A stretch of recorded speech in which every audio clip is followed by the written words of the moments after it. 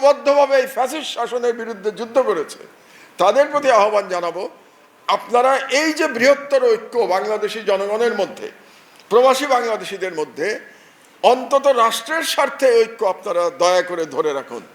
আমরা জানি যে আপনারা রাজনীতি করবেন, আপনারা কেউ সরকারে যাবেন, কেউ বিরোধী দলে যাবেন, কোনো সমস্যা নেই। আপনাদের যার যার রাজনৈতিক রেটরিক থাকবে, রাজনৈতিক রেটরিক নিয়েই আপনারা জনগণের কাছে ভোট চাবেন, কোনো সমস্যা নাই।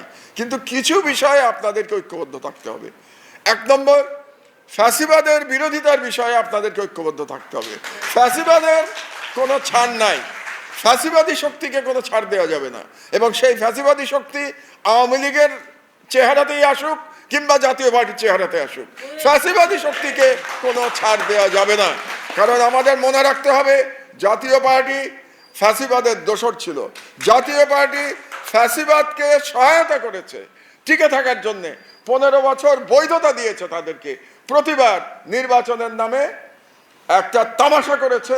এটা এরশাদ এবং তার সাঙ্গপাঙ্গ যারা আছে তারা সকলে মিলে, এবং আপনাদের জাতীয় পার্টির চিটাগাংয়ের নেতারাও এদের সাথে জড়িত ছিলেন। আপনাদের তাদের কথা স্মরণে রাখা উচিত যে তারা বাংলাদেশের বিরুদ্ধে কিভাবে তারা কাজ করেছে। দৈনিক আমার দেশ পত্রিকার সম্পাদক মাহমুদুর রহমান বলেছেন, ফ্যাসিবাদ বিরোধী আন্দোলনে যেসব রাজনৈতিক দল ও ছাত্রশক্তি মাঠে লড়াই করেছে, আগামী নির্বাচনে তাদের কেউ ক্ষমতায় যাবে, কেউ বিরোধী দলে থাকবে। তবে রাষ্ট্রের স্বার্থে ফ্যাসিবাদ বিরোধী অবস্থানে সবাইকে এক থাকতে হবে। কোনোভাবে রিফাইন্ড আওয়ামী লীগ বা জাতীয় পার্টির নামে কোনো ফ্যাসিবাদী শক্তিকে পুনর্বাসনের সুযোগ দেওয়া যাবে না।